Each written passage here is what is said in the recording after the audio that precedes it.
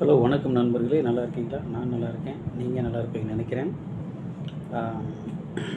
இப்போது இந்தியாவில் வந்து ஒரு கிரிக்கெட் ஃபீவர் போயிட்டுருக்கு. சில பேருக்கு கிரிக்கெட் பிடிக்கும். ம், நான் கிரிக்கெட்டை வச்சு நான் கற்றுக்கிட்ட தெரிஞ்ச ஒரு விஷயத்த உங்கள்கிட்ட ஷேர் பண்ணலான்னு நினைக்கிறேன். அதாவது கிரிக்கெட்டுக்கு லைஃபுக்கு ஒரு நெருங்கின ஒரு தொடர்பு இருக்குது. கனெக்ட் மீன்ஸ் கிரிக்கெட்டில் ஸ்ட்ரைக்கர், நான் ஸ்ட்ரைக்கர், ஓகேங்களா? ஸ்ட்ரைக்கர் வந்து ஹஸ்பண்டாக இருக்கலாம், நான் ஸ்ட்ரைக்கர் ஒய்ஃபாக இருக்கலாம், அப்படி வச்சுக்கலாம். ஸ்பவுஸு ஸ்ட்ரைக்கரு அப்படி வச்சுக்கலாம் இல்லைங்களா? ஸோ ஈவன் சிங்கிள் ரன் எடுக்கணும்னா கூட நான் ஸ்ட்ரைக்கர் வந்து கம்ப்ளீட் ஆனால் தான் ஒரு ரன்னு கம்ப்ளீட் ஆகுது. ஸோ இது வாழ்க்கைக்கும் பொருந்தும்.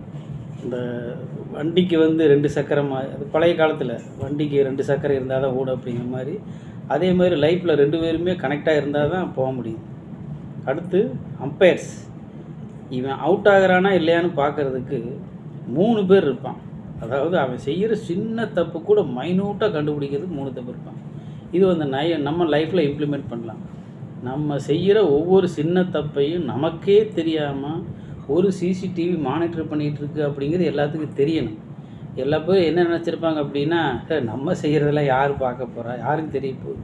நீ இருட்டிலே செஞ்சினால அதை மானிட்டர் பண்ணுறதுக்கு ஒன்று இருக்குது. உன் மனசாட்சி, பிரபஞ்சம், உலகம், கடவுள் அப்படின்னு ஒன்று இருக்குது.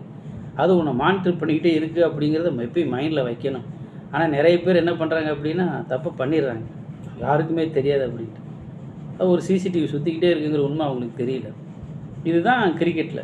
கிரிக்கெட்டில் 3 அம்பையர் இருக்காங்களா, 3 பேருமே வந்து எப்படா இவன் தப்பு பண்ணான்னு காத்துக்கிட்டே இருப்பாங்க. சரிங்களா?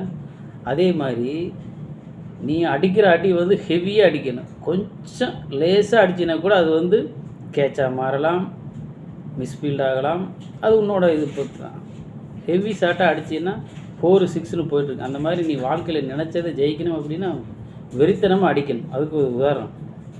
அதே மாதிரி உன்னை தோக்கடிக்கிறதுக்கு உன்னை சுற்றி 11 பேர் இருப்பான். நீ வாழ்க்கையில் என்ன வேணாலும் பண்ணு, ஆனால் உன்னை சுற்றி நீ என்னென்ன செய்கிற, உன்னை எப்படி வாட்ச் பண்ணணும், உன்னை வந்து ஃபீல்ட் அவுட் ஆக்கணும், உன்னை இந்த ஃபீல்ட் அவுட் மீன்ஸு இந்த இதை எடுத்து விட்டு ஆக்கணும் அப்படிங்கிறதுக்காக 11 பேர் மானிட்டர் பண்ணிக்கிட்டே இருப்பான். அதை கிட்டத்தட்ட 10,000 பேர் சப்போர்ட் பண்ணுவான். அதுதான் ஒரு பெரிய காமெடி. ஏதாவது நல்லது செஞ்சாலும் கெட்டது செஞ்சாலும் சப்போர்ட் பண்ணுறதுக்கு ஆள் இருக்குது. ஏன்னா ஒரு ஜட்ஜ்மெண்ட் வருதுன்னா ஒருத்தருக்கு அது சாதகம், இன்னொருத்தருக்கு பாதகம். ஒரு ஸ்ட்ரைக்கரை வந்து அடித்து அது 4, 6 போச்சுன்னா பாதி பேர் ஓன்னு கைதிட்டா, மீதி பேர் அடப்பா இப்படி போட்டானே அப்படின்ட்டுப்பான். அப்போ எல்லாத்துக்குமே அப்ரிசியேஷன் இருக்குது.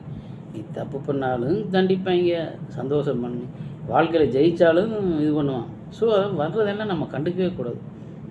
என்ன நடந்தாலும் நடக்கட்டும், நீ பாட்டுக்கு போய்கிட்டே இருக்கணும்.